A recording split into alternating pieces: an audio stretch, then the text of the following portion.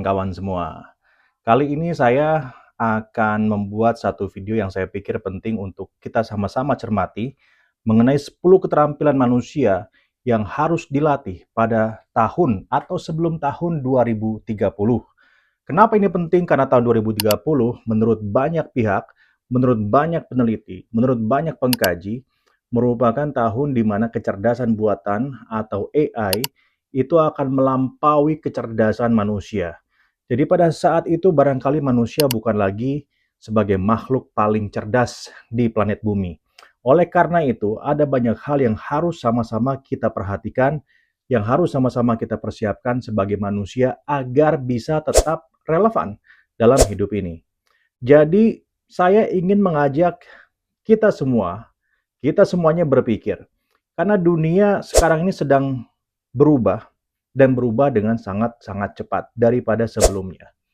Kita sama-sama bisa menyaksikan, kita sama-sama bisa merasakan bagaimana sekarang ini mencari informasi melalui bantuan artificial intelligence menjadi sangat mudah. Kita sama-sama bisa merasakan bagaimana menggunakan tools AI itu bisa mempercepat produksi, meningkatkan kualitas dalam pekerjaan kita.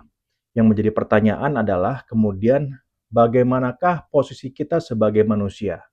Saya melihat bahwa ada banyak hal yang harus dirubah dari pandangan kita sebagai manusia mengenai proses berpikir yang seharusnya dilakukan oleh manusia pada masa ketika AI sudah menjadi bagian yang terintegrasi dengan kehidupan manusia.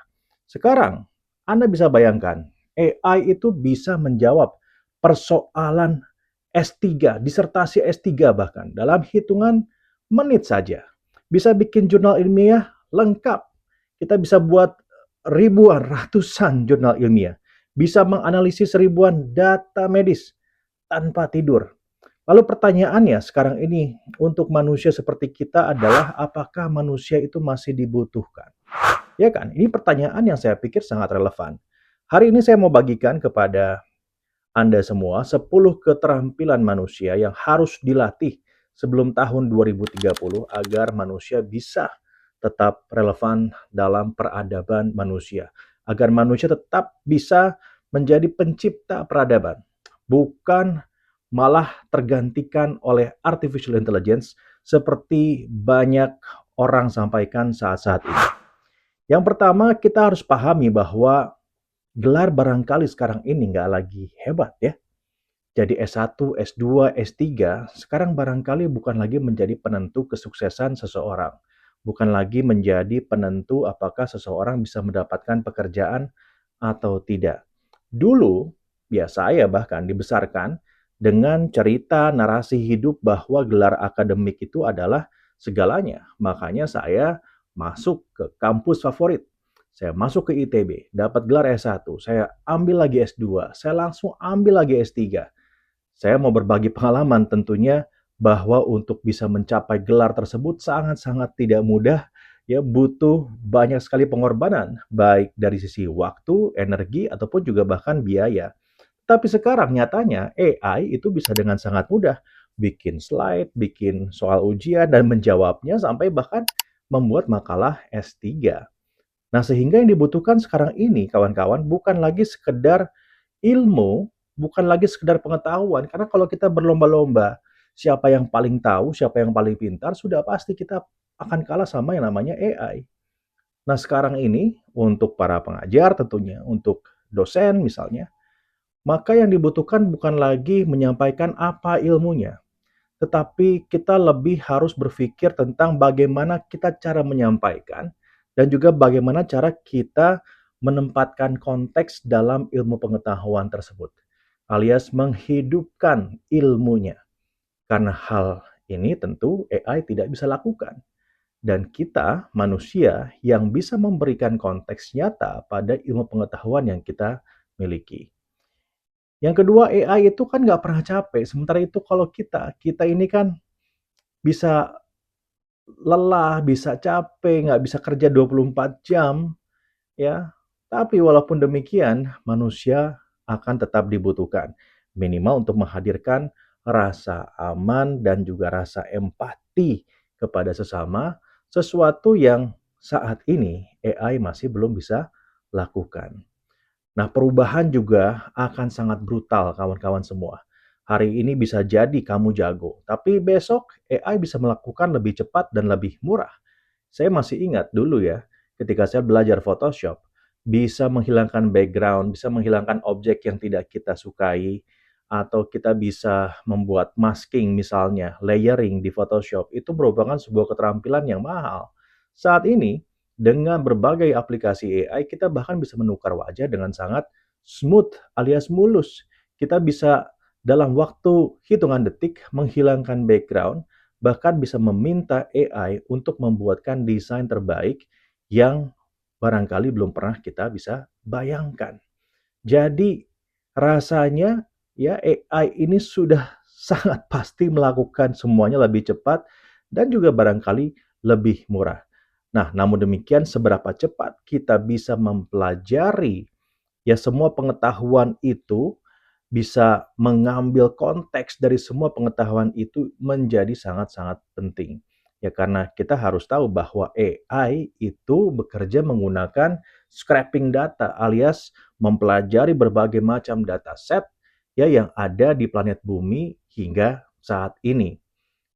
Ya, namun demikian AI tidak bisa mencipta karena ya AI bikin musik, AI bisa bikin desain, AI bisa menulis kopian ini, bisa menulis kopian itu, tapi semua itu berasal dari bagaimana AI mempelajari pola yang lama. AI itu meniru manusia. Manusia bisa mencipta. Jadi dengan menggunakan AI justru kita memiliki ruang yang lebih luas, memiliki ruang yang lebih lebar untuk bisa menciptakan banyak hal bagi peradaban manusia.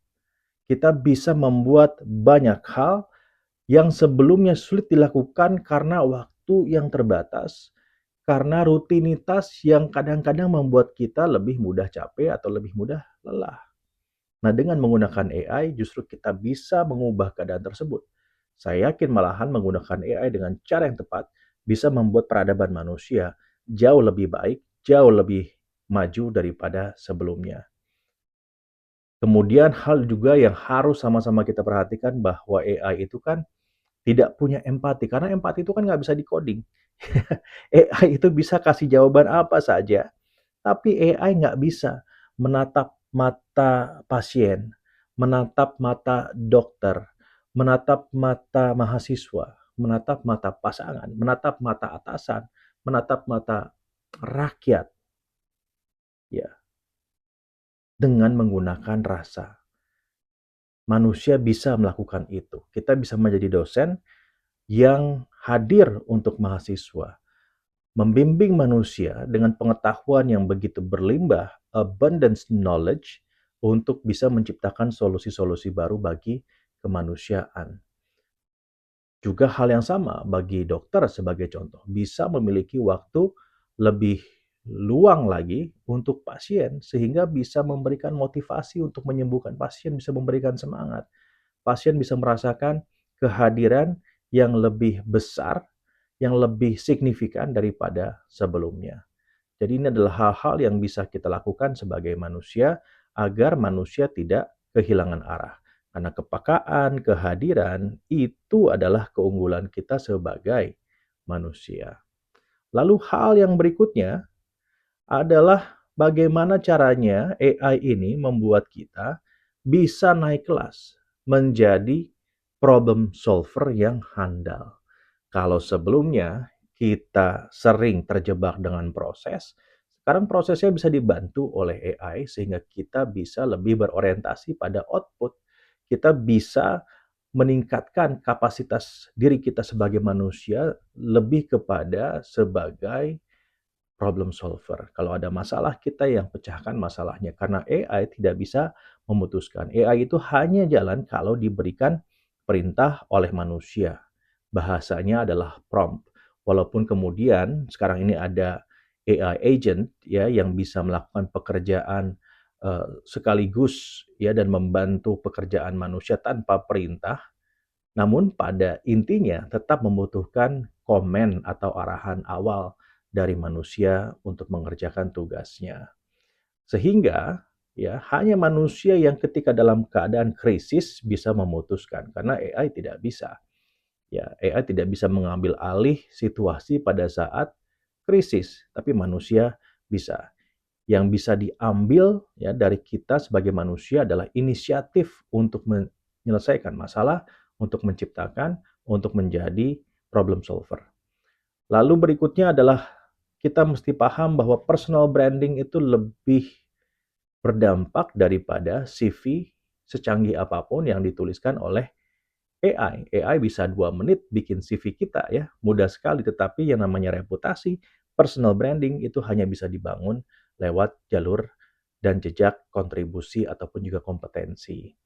Dan kita juga harus ya mulai berpikir kepada keinginan persistensi untuk terus belajar, jangan takut ketika gagal. AI itu saat belajar gagal, dia belajar terus sampai akhirnya dia betul-betul memahami pola-pola yang sesungguhnya tentang manusia. Nah, kadang-kadang kan kita manusia suka menyerah nih. Pada saat gagal kita mundur. Padahal justru harus lanjut lagi ya untuk terus belajar karena kan sekarang kita punya waktu yang lebih luang untuk mempelajari ini dan itu dikarenakan kita menggunakan bantuan AI untuk menyelesaikan berbagai macam pekerjaan yang sebelumnya merepotkan kita. Jadi AI itu bukan musuh, tetapi adalah amplifier. AI itu bukan dilawan karena kalau kita melawan kecerdasan AI, pada suatu saat kita pasti akan kalah. Tapi AI adalah alat untuk memperkuat suara kita. AI ya pada intinya akan bekerja dengan data. Nah, jangan sampai pada akhirnya data disuplai oleh AI. Kita yang terus harus memberikan supply data kepada AI dan juga kita harus memiliki kedaulatan data yang akan saya bahas nanti mungkin di video selanjutnya tentang bagaimana kita bisa hidup berdampingan dengan AI. Kuncinya adalah manusia harus berdaulat secara data. Ingat bahwa AI tidak bisa bekerja tanpa data, tetapi AI bisa menjadi alat yang ampuh, teknologi yang sangat luar biasa membantu manusia untuk menciptakan peradaban kehidupan yang lebih baik daripada sebelumnya. AI akan makin cerdas, tapi manusia yang tepat tetap tidak akan tergantikan. Yang berpikir lebih dalam, yang hadir lebih tulus, yang bekerja sepenuh hati bukan cuma dengan otak, yang memberikan keteguhan, kemudian juga semangat juang yang tinggi itu hanya dimiliki oleh manusia. Jadi sekarang ini, kawan-kawan semua pertanyaannya adalah bagi kita, manusia. Mau jadi golongan yang adaptif atau mau jadi golongan yang tergantikan? Your call.